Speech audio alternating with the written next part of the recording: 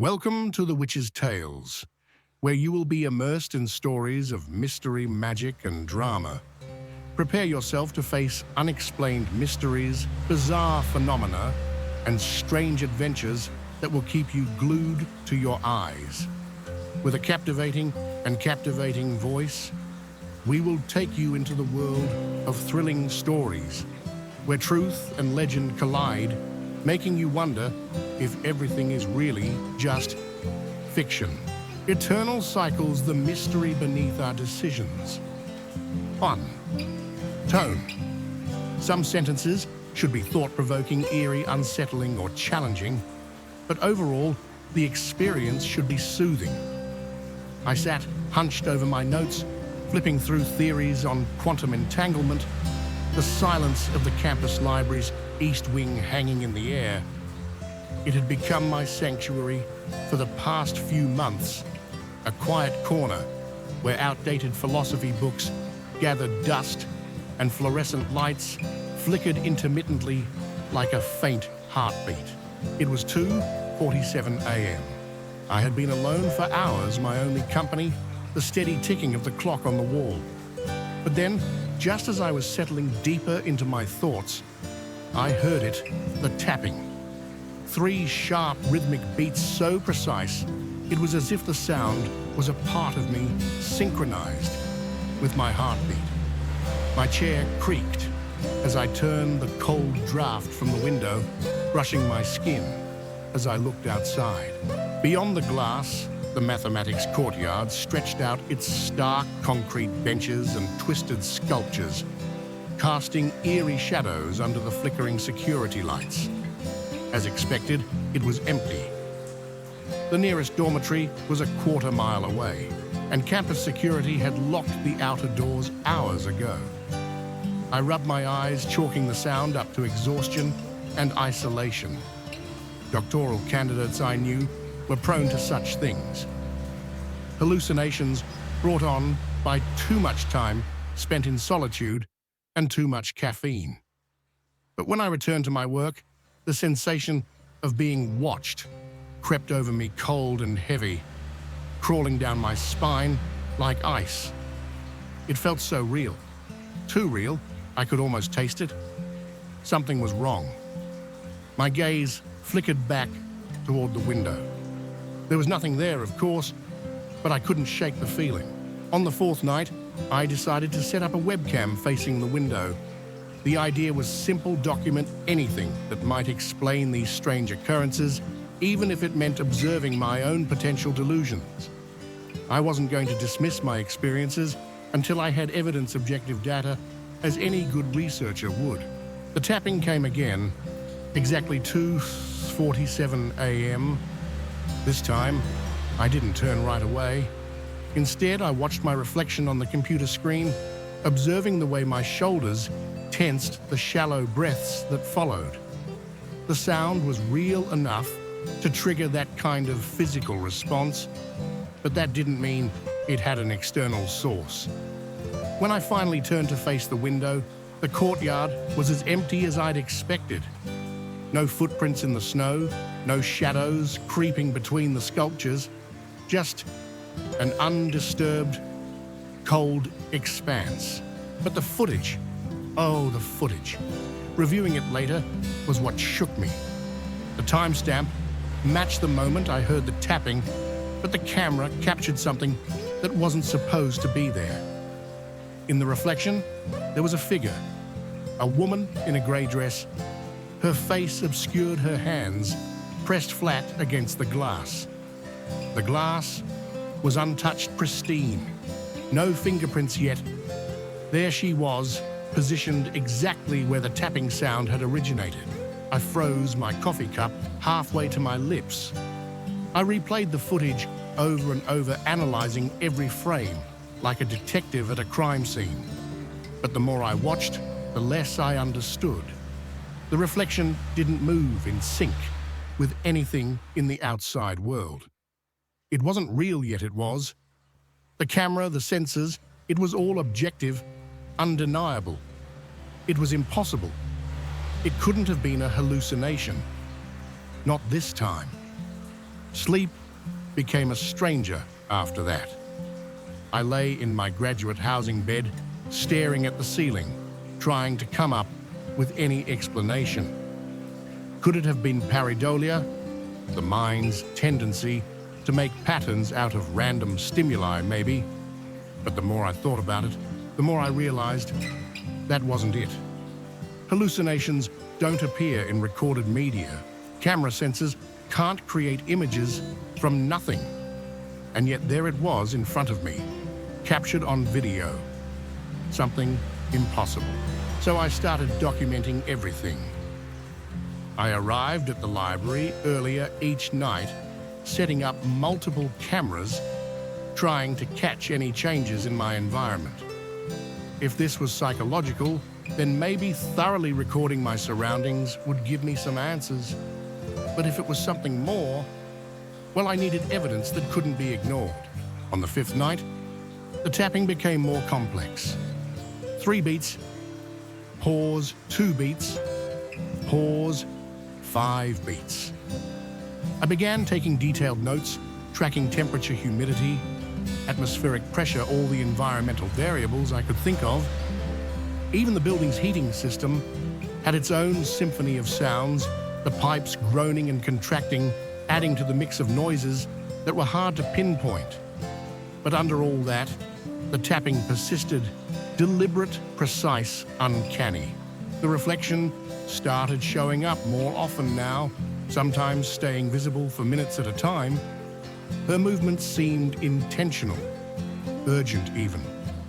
I tried to capture her with my camera, but the images were always blurred. Digital sensors turned her into a wash of grey pixels, indistinguishable from noise. Only in real-time footage could I see her more clearly, but even then, it was far from perfect.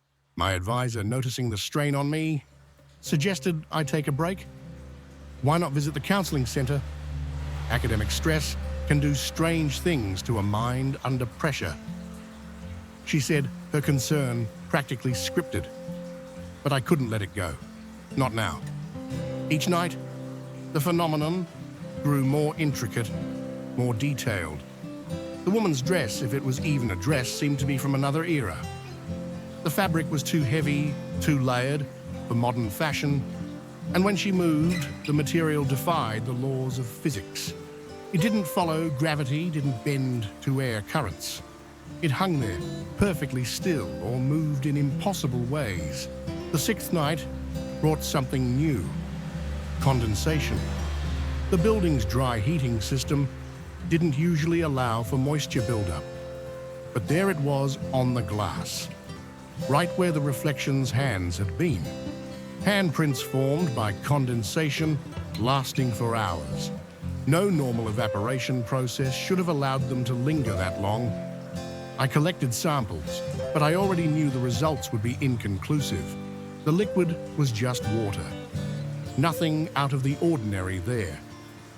But the temperature around the window, that was something else.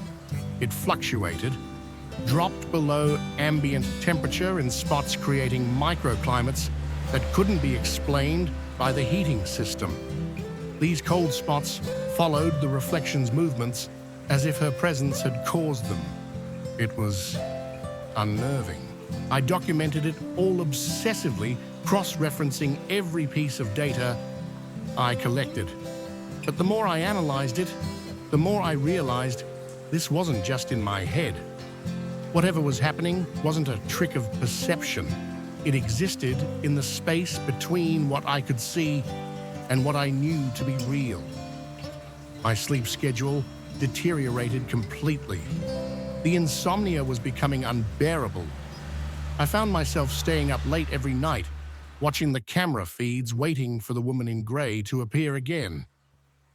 But in the daytime, I was a zombie, too tired to focus, too drained to function. My brain felt foggy, and no amount of coffee could fix it. Despite the mental exhaustion, I couldn't stop myself from diving deeper into the mystery.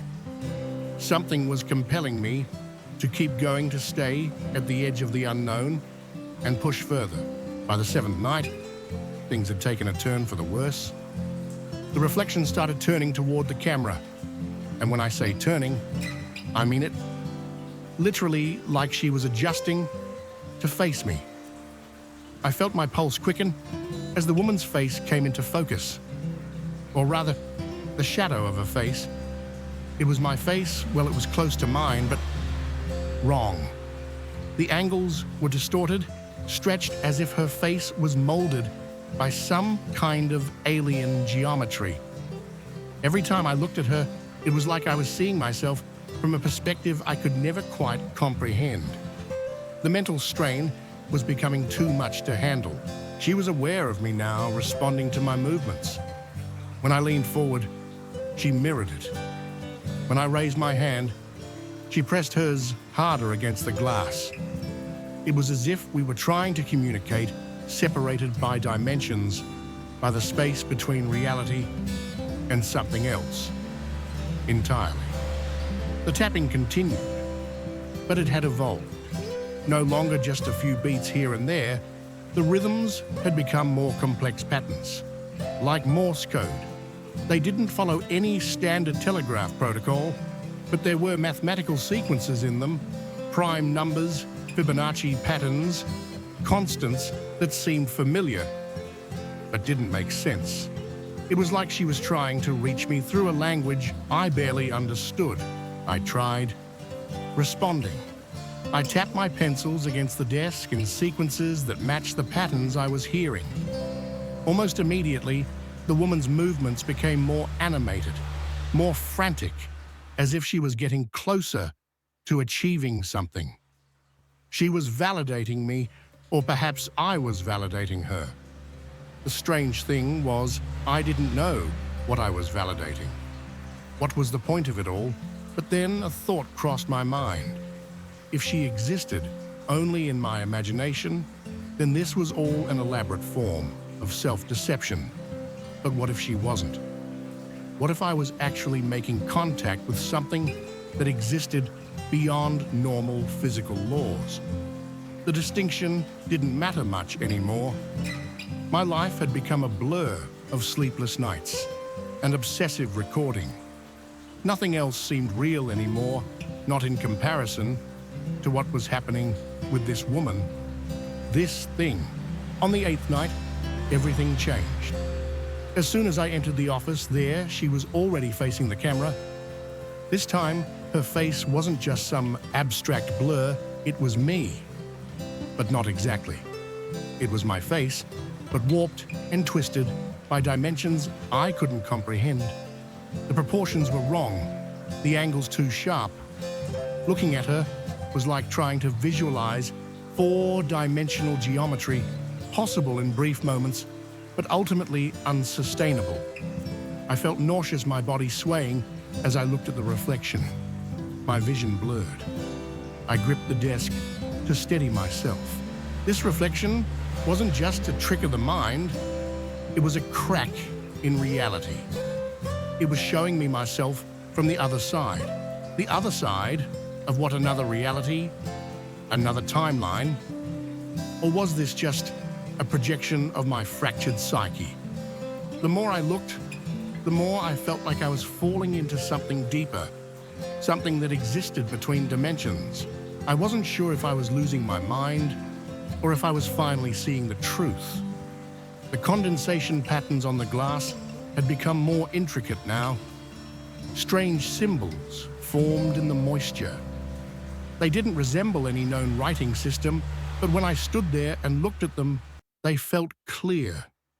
It was like the symbols were only visible to me in that exact moment, as though the very presence of my consciousness was required for their proper observation.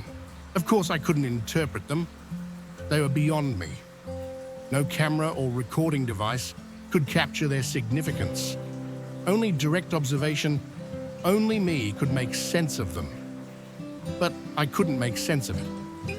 No matter how hard I tried, I just couldn't understand. But I knew it was important. My advisor noticed I was deteriorating both physically and mentally.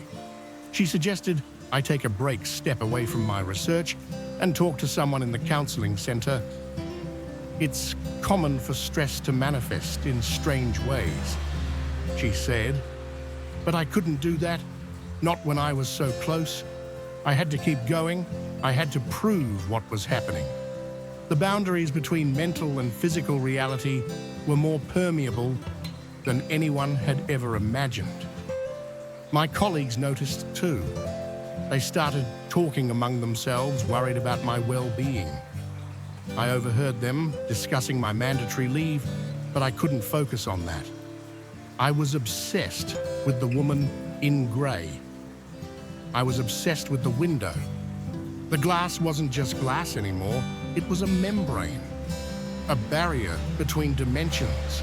And then, on the final night, the clarity came. The tapping started again, but this time it was more intricate, more layered. It wasn't just beats. It was music, if you could call it that. The rhythms resonated in my bones, vibrating through me. I felt the sound more than I heard it, as though it was bypassing my ears, entirely vibrating through my skeleton. The woman's hands pressed against the glass, but this time, for the first time, I heard her voice. Not through the window, sound doesn't travel through sealed glass, but in my mind. The words didn't form like normal speech. There was no language, no structure, just meaning, a concept. And the message? It was simple, but terrifying. She was me, and I was her. Two aspects of the same consciousness, separated by dimensional barriers. She was the reflection of another version of me, a version of myself that existed in another reality, another timeline. And somehow, my research into quantum entanglement had created a resonance between our worlds. My focus on dimensional theory had attuned my mind to a frequency where parallel versions of myself existed. My body trembled as I processed the revelation. The woman in grey wasn't some figment of my imagination. She was me. She was a version of me from another reality, one that existed just out of reach, separated by barriers I couldn't see, but could now feel. But what did that mean for me? Was I the deluded one imagining all this? Or was she real? And I was the one out of sync with reality. As I packed up my research materials, I felt a sense of finality. The department had decided my time at the university was up. They said I needed professional help. Recovery, they said, required accepting that my experiences weren't real. But as I carried my boxes through the library, I glimpsed her again, her reflection in every surface I passed. Windows, monitors, even the glass cases protecting the rare books. She followed me through the hallways, waving goodbye with hands that left no prints. I could hear her voice, but only in my bones reverberating through me. The last image I had of her was standing in the mathematics courtyard, visible only in the building's reflection. She was still there, I realized, moving between realities. And now I wasn't sure if she was part of me or if I was part of her. Could I ever escape her? Or had I become part of something much larger than myself? I tried to move on. I had no choice. The university had made its decision, and the department was firm about the mandatory psychological evaluation. They told me to take time off, that I needed to step away, to reframe, to heal. The doctors were satisfied with my progress. They praised my ability to accept that the things I had experienced were hallucinations and not real. The woman in grey, the tapping the reflections, they were nothing more than the result of stress and sleep deprivation. They said, all part of the mind's response to isolation. But the more they tried to convince me, the more the truth felt distant. Healing meant accepting that the impossible things I'd seen and experienced had never happened. The doctors were happy that I was returning to rational thinking, but I couldn't shake the feeling that they were wrong, that the world as they understood it was a far narrower place than I could now comprehend. I found myself living in a new apartment far away from campus, trying to put the past behind me. But late at night, when the silence would settle in, I'd hear the familiar sound. 3 soft taps on the window, always the same. Every time I heard it, my heart would race. The taps weren't just sounds. They were an invitation, a reminder. She was still there out there somewhere. The woman in grey wasn't gone. She was waiting. Sometimes when I studied late into the night, I would glance out the window, almost expecting to see her standing in the reflection. The eerie sense of déjà vu would wash over me. The reflection would be there just beyond my peripheral vision. But every time I tried to focus on it, she would disappear, only ever in the corner of my eye. The woman in grey had become a part of me, and no matter how far I tried to run, she was still there, lingering. One night, as I sat there with my textbooks spread out before me, I couldn't help but feel like I was being watched. I glanced up and found myself staring at the reflection in the window. For a fleeting moment, I thought I saw her again. The familiar grey dress, the posture, the absence of any details that didn't belong. My hands trembled as I wiped my eyes. There was no one there, of course. It was just a trick of the light. But I couldn't shake the feeling that she had been there just out of sight, waiting for me to acknowledge her once again. I still had dreams about her. The woman in grey, only now the dreams weren't just about her standing in a distant reflection. In the dreams, she would reach out to me, her fingers grazing mine, the touch cold and unsettling. And every time she touched me, there was a sense of knowing, a knowing that stretched beyond time and space. She knew things about me, things that no one could possibly know. She showed me equations in the dreams, complex formulas filled with symbols I couldn't understand, but somehow in those moments, I knew what they meant. They explained everything, yet nothing at all. It was as though I was touching on a truth so deep that it left me confused, tangled in its implications. I would wake up with fragments of these equations stuck in my mind. The formulas would echo in my head as I rubbed my eyes, struggling to ground myself back in the ordinary world. But no matter how hard I tried to forget them, the equations would linger. In my waking hours, I'd catch myself trying to understand them, trying to put the pieces together. But then I would remember the doctors said I was fine.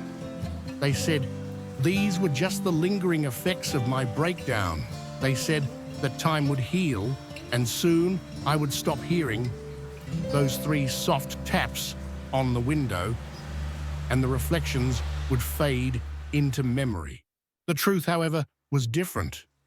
Every night, as I tried to sleep, I could hear those taps, and in my dreams, the woman would come to me again, showing me something new, something I could barely grasp. I don't know what it was, but I can tell you this: the equations were trying to tell me something. They were more than just mathematical symbols. They were whispers from another reality, one where everything was connected, and time and space bent and stretched like a piece of fabric, where consciousness could slip between worlds. I began to question the very fabric of reality itself. The lines between what was real and what was imagined, between memory and hallucination, blurred. I knew I wasn't the same. I wasn't the same person I had been before the woman in grey entered my life. I had changed. Whether I had seen the truth or not, it didn't matter anymore, because I knew deep down I had touched something beyond the ordinary world. And once you touch it, you can never go back. I still hear the tapping sometimes, even now. 3 soft taps, each one more familiar than the last. And each time, it feels like I'm being pulled back into that space between dimensions where the woman in grey waits for me, her reflection, moving through glass that separates parallel worlds.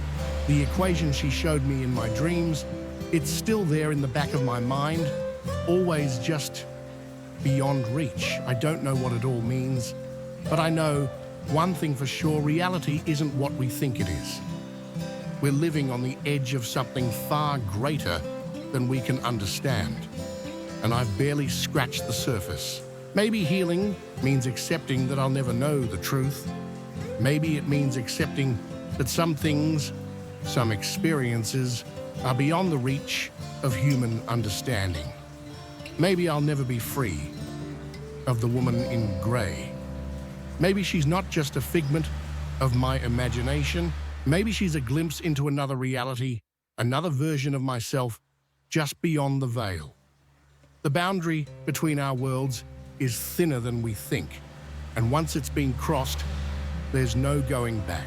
So here I am, studying in my new apartment, far away from campus.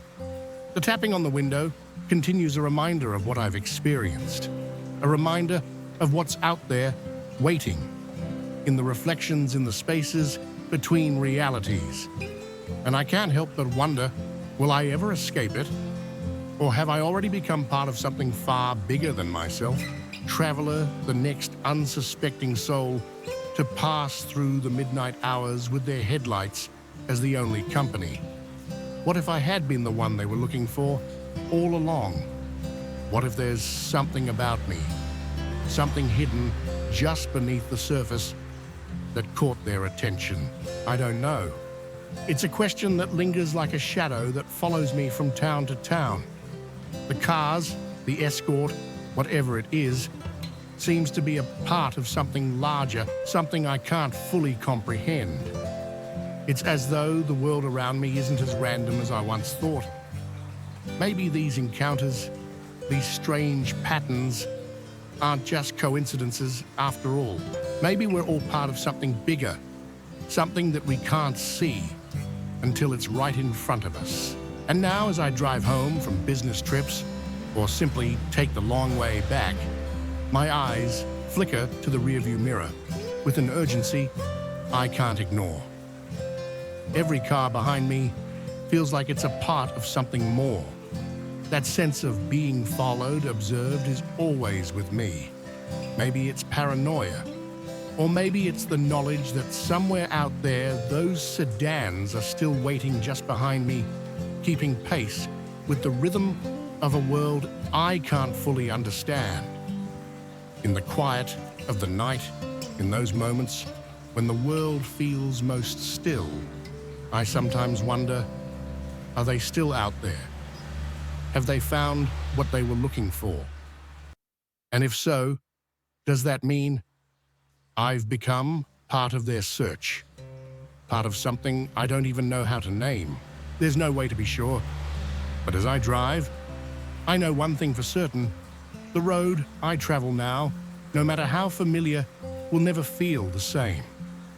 The knowledge of what's hidden just beneath the surface, waiting for the next car to follow, will always be there in the back of my mind, whispering to me in the silence of the night. And as for the escort, I don't think I'll ever stop looking over my shoulder, because deep down, I know that sometimes the things that follow us aren't just shadows, they're something more, something that has been watching, waiting, and someday they might just make their move.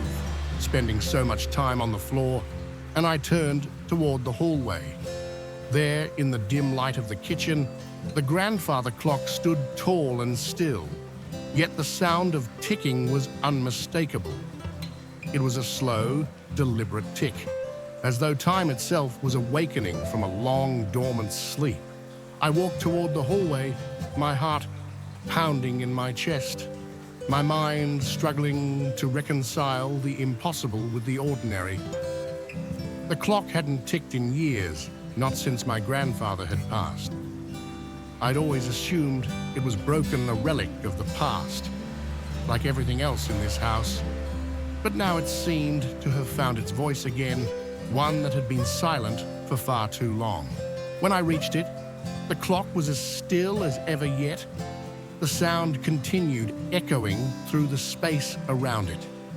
I bent down, peering at the pendulum, expecting to see it still unmoving, but there it was, swinging back and forth, the brass weight ticking precisely with each swing.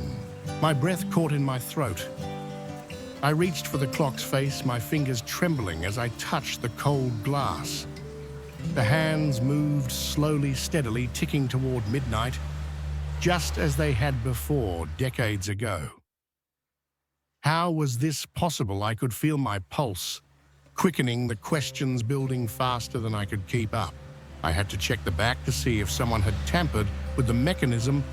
Maybe someone had fixed it in secret.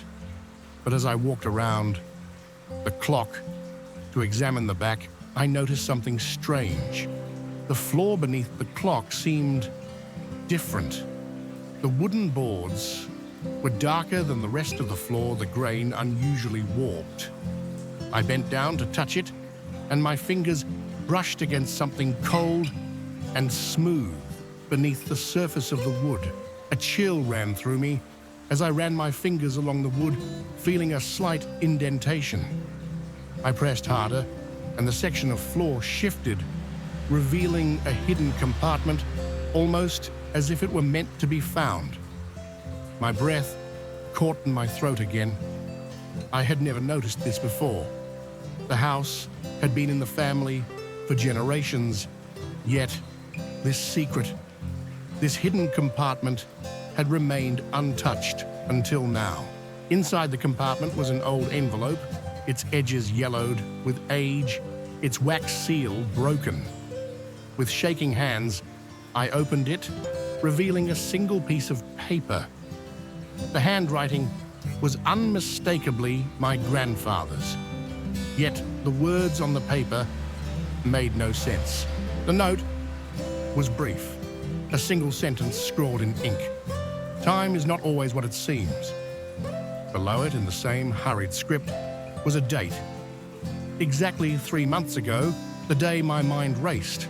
The date, the clock, the letter, it was all too much to absorb.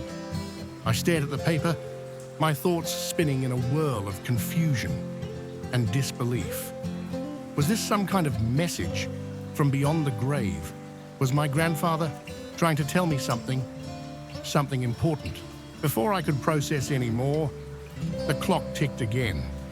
But this time, the tick seemed to linger, resonating in the air, filling the room with an overwhelming sense of presence. It was as if the house, the clock, everything around me was coming alive, as if time itself had decided to open up and speak. The hairs on the back of my neck stood up. I turned back to the clock, but the moment I did, everything went silent. The ticking stopped, the air grew still, and the floor beneath my feet felt like it was holding its breath. I glanced at the letter again, my fingers clutching it tightly. Had I misunderstood? Had I just stumbled upon something much bigger than I realized? I didn't know, but I knew one thing for certain: I wasn't alone in this house anymore. The house was alive with memories, with secrets that were never meant to be uncovered. And the clock, that old silent witness, was the keeper of those secrets. It wasn't just marking the passage of time. It was marking the return of something much older, something deeper. I couldn't shake the feeling that whatever was happening wasn't just about the clock or the house. It was about me. I was a part of it now. The house had chosen me to inherit its past, to uncover its truths, and to face whatever lay hidden in the shadows of time. As I stood there, clutching the letter, I realized that the clock wasn't just ticking, it was calling me. It had been calling me all along, guiding me toward something, toward understanding something that had been buried long before I was born. But what was it, and why now? I looked back at the clock once more, and as I did, it seemed to pulse as though it were alive with energy. The ticking began, again steady and relentless, pulling me deeper into its rhythm. I knew with every beat of that clock that I had crossed a line I couldn't come back from. The house, the clock, my grandfather, they were all part of something bigger, something connected. And now I was part of it too. What came next, I had no idea. But I knew one thing: there was no going back. Time was no longer just something I measured. It was something I had to understand. And the clock, as it ticked on, was going to show me the way. Response to my weight, each step, heavy and deliberate. The living room looked unchanged, but as I stood there, I realized the angle of everything was subtly wrong. The chairs, the lamps, the furniture all tilted at slight impossible angles, as though reality had been twisted just enough to unsettle the mind. I dropped my bag on the sofa and stepped closer to the coffee table. The coffee cup was still there, its contents long since gone cold, but its position seemed off. I bent down, picking it up, and in the soft light of the room, I saw something even more disconcerting. The table had marks. Not scratches, but faint impressions, like something heavy had been dragged across its surface, though no one had been here to move anything. The hairs on the back of my neck stood up. The tilted angles, the strange impressions, the unsettling stillness, it was all wrong. But what could have caused it? It was as if time had folded in on itself, playing tricks on my senses. Everything was familiar, yet foreign, and the longer I stood there, the more it felt like I was intruding on a scene that wasn't mine. I turned and looked around, my breath shallow, trying to find something concrete to anchor myself to. The pictures on the walls seemed off their frames, slightly askew, but not enough to stand out immediately. I walked over to one, adjusting it instinctively, but as I touched the frame, I felt a jolt run through my fingers like an electric shock, only duller. I pulled my hand back quickly. What the hell was going on? I reached for my phone to check the time, 2:50 p.m., the same as the last time stamp on the security notifications. And yet, I couldn't shake the feeling that something wasn't right. The living room, like everything else in the house, seemed frozen in time. Yet somehow, it had been altered. My mind raced for answers, but I couldn't form a logical explanation. I walked into the kitchen half expecting the strange feeling to lift, but it followed me, permeating the air, making everything feel wrong. The counter, the chairs, the plates. I noticed nothing new, but something intangible lingered like a quiet hum in the air. Even the smell of coffee seemed out of place. It wasn't the comforting scent I remembered. It was sharp, acidic, almost like burnt paper. I couldn't focus. The images of the tilted room replayed in my head. As I moved from room to room, I noticed more details, small inconsequential things that shouldn't have mattered. The refrigerator door was slightly ajar, but the light inside wasn't on. My heart skipped a beat. I closed it, but when I looked back at it, the door was slightly open again. It was as if I was caught in a loop, unable to make sense of what was real and what wasn't. The more I tried to understand, the more the house seemed to move away from me, to retreat into its own strange, contorted version of reality. My phone buzzed again. A new notification, motion detected in living room. I opened the app immediately, but this time the preview images were different. The angles were even more extreme, the furniture practically floating in midair. The room was twisting in on itself, but not physically. It was as if the entire space had warped, not in a way that could be measured, but in a way that couldn't be ignored. The timestamps flickered from 2:47 p.m. to 2:50 p.m., and the screen displayed a slanted, unreal version of my living room. It was like I was watching a ghost of my house trapped in an endless loop of the same few moments.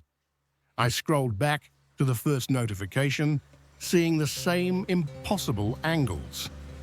I couldn't breathe. I pulled the phone away, clutching it in my hands as my head spun. The house was playing games with me, trapping me in this impossible version of itself. I couldn't tell if it was the house itself that was changing, or if it was me, if I was the one who had changed, slipping in and out of some hidden reality. I turned and left the kitchen, my footsteps slow and deliberate. I couldn't stay in the living room any longer. The air was too thick with confusion. I walked into the hallway, the one place that had always felt like home, but even here, the house felt wrong.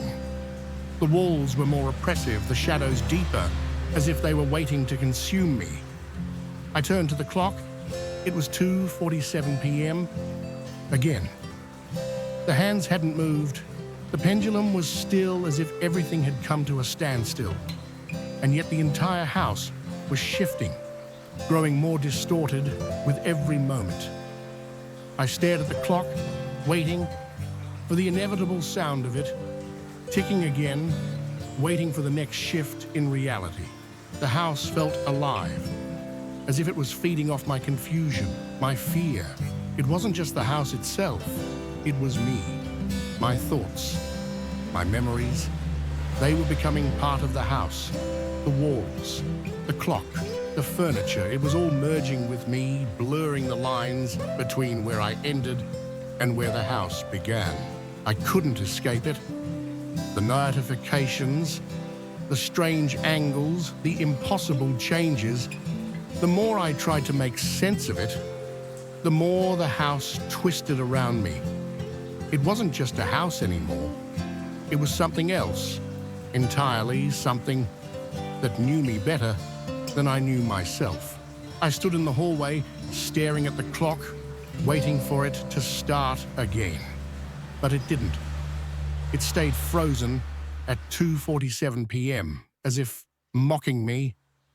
The room around me felt like a dream, a place I couldn't control, where time didn't behave the way it was supposed to. I wasn't sure if the clock had stopped or if I had. The air was thick, suffocating. I wanted to scream to break free from the house's hold, but the weight of it kept me grounded. The pepper smell, the footsteps, the shifting angles, it was all part of this cycle, this endless loop of confusion. I couldn't tell what was real anymore, or if it ever had been. I left the hallway, retracing my steps, each movement slower than the last.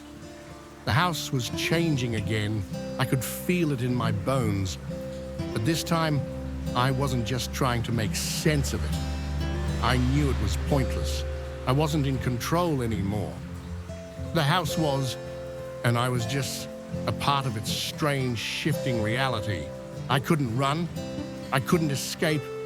All I could do was wait for the next shift, for the next moment when everything would change again. And I knew, deep down, that no matter how hard I tried to fight it, the house had already won. I was a part of it now, caught in its endless loop, and I would never be free. In the tunnel, his figure frozen in place. I caught up with him, my heart racing, but his eyes were no longer the same. There was something detached in his gaze, as if he had become a different person entirely. He spoke in a monotone voice, his words slow and deliberate. We've been here before. We always come back here. His eyes flickered toward the walls, toward the glowing symbols and the endless maps that stretched out like the roots of some deep, ancient tree. I tried to shake off the feeling of dread creeping up my spine. Marcus, this isn't right. We need to leave. But he didn't respond. His body seemed to sway slightly, as if caught in a trance. His hand outstretched toward a shadowy corner of the tunnel, where something glimmered in the darkness. "Do you see it?" he murmured, not looking at me. His fingers hovered above a symbol, carved into the stone, something I hadn't noticed before, something that seemed to pulse with a strange energy. I stepped back, my instincts screaming at me to run. The tunnel was growing colder. The air itself seemed to shift, thickening, as if it was no longer just air, but something else. Entirely, something that knew we were here. I grabbed Marcus's arm, pulling him back, but he resisted his grip, tightening on the wall, as if he was anchoring himself to it. "There's more to discover," he said, his voice now deeper, as if another presence was speaking through him. I tried to shake him out of it, but it was as if his body had become a vessel for something older, something far beyond us. Before I could react, the emergency lights flickered again, casting everything in red. And then, as if it had been waiting for this moment, a door, an immense ornate door, appeared before us, its surface carved with intricate patterns that seemed alive, shifting, as though the stone itself was breathing. "Marcus," I shouted, pulling him away from the door. But he wasn't listening anymore. His eyes were glazed, his steps slow but determined as he moved toward it. I turned, running back toward the stairs, but the tunnel seemed to stretch infinitely, pulling me deeper into its bowels with every step. I looked back only to see the door opening on its own, an unnatural gust of air rushing out from the darkened interior.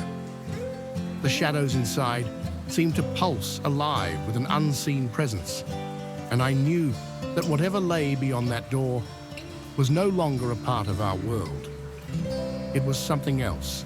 I reached the stairs, but the heavy feeling in my chest didn't lift. I didn't know if Marcus was following me or if he had already crossed that threshold into whatever waited on the other side. I didn't want to know. I ran faster, my heart pounding, my breath coming in sharp gasps. I didn't stop until I was back at the surface, gasping for air, my legs shaking with exhaustion. The campus was quiet, the night air crisp and unsettlingly still. I looked back toward the entrance to the tunnels. The rusted grate now firmly sealed the weight of what we had found pressing against my mind. I don't know what happened to Marcus down there. I don't know if he's still there waiting or if he's gone somewhere else entirely. What I do know is that the university's blueprints have changed. The tunnels, the rooms, the things we uncovered, they don't belong in this world. The next day, I left Whitmore University. I couldn't bear the thought of returning, of even stepping foot near those tunnels.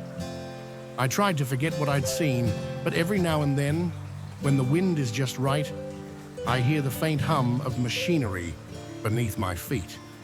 And I know that whatever is down there is still waiting for someone else to open the door. And I stood there in the heart of the chamber, a quiet realization settling over me like a heavy fog. What I had once considered to be a search for knowledge, a personal journey of discovery, was nothing more than a carefully orchestrated step in an operation that spanned beyond the walls of the university, beyond anything I could ever have imagined. Marcus, or whatever he had become, was no longer the person I had known. His eyes, those same eyes I had once shared curiosity with, were now detached far away, as if his entire existence had been reduced to a single function in a system much larger than the two of us. The person I had walked with, the friend I had trusted, was gone, replaced by a shell, a guide for others to follow into the depths of the operation. The device in my hand felt heavier than it should have, its cold surface pressing against my palm, like a reminder of what I had just agreed to become: a guide, a participant. The implications of my new role began to ripple through me like a shockwave, erasing the last vestiges of autonomy I had clung to. I tried to push the thoughts away, to reject this reality, but there was no denying the truth that had been laid bare before me. The screens, the tunnels, the projections. Everything had been orchestrated, all of it designed with an unyielding precision. The lives of those around us, the decisions we made, had never been our own. They had always been part of a larger pattern, a pattern that we were now irrevocably woven into. The chamber hummed with activity as the machinery around us shifted, preparing for the next stage in this endless cycle. The walls seemed to breathe, pulsating with a rhythm that mirrored the beating of my own heart. Above us, the world continued unaware, untouched, uninformed. The campus, the students, the professors, they all carried on, blissfully ignorant of the depths beneath their feet, the invisible forces that guided them all, just as they had guided me and Marcus. "Will you stay?" Marcus asked, his voice flat, no longer tinged with curiosity or excitement. "Or will you resist?" His question wasn't a choice, it was a foregone conclusion. It wasn't a matter of whether I would stay or leave, it was simply a matter of when I would stop fighting the inevitable and accept the path laid out before me. As I looked at the other figures on the screens, new faces, new explorers, they appeared as I once had, eager, hopeful, unaware. They were the next phase, the next step in the endless cycle. And I was meant to be their guide, their mentor, their participant in this vast, invisible web. I felt a strange pull toward the device. It was a connection, a bridge linking me to something much larger than myself. The choice was no longer a question of what I wanted, but of what I had already become. My hand moved again, almost involuntarily, to place the device back into its rightful place within the network. And as I did, the chamber seemed to sigh a deep, resonating hum that vibrated through my bones like a system finally at rest after years of waiting. The work continued, the cycle resumed, and in that moment I realized that I had never truly been an explorer at all. I had always been part of the plan, part of the operation that reached far beyond this university, far beyond anything I could understand. The tunnel system was just the beginning, a small piece of a larger puzzle. The work was eternal, and I was just another cog in its machine, one that would never stop turning. With a final silent acknowledgement, I turned toward the passage Marcus had chosen, stepping forward into the darkness. The doors to the next phase were opening, and I knew that I would walk through them just as others had before me, just as others would after, and the cycle would never break.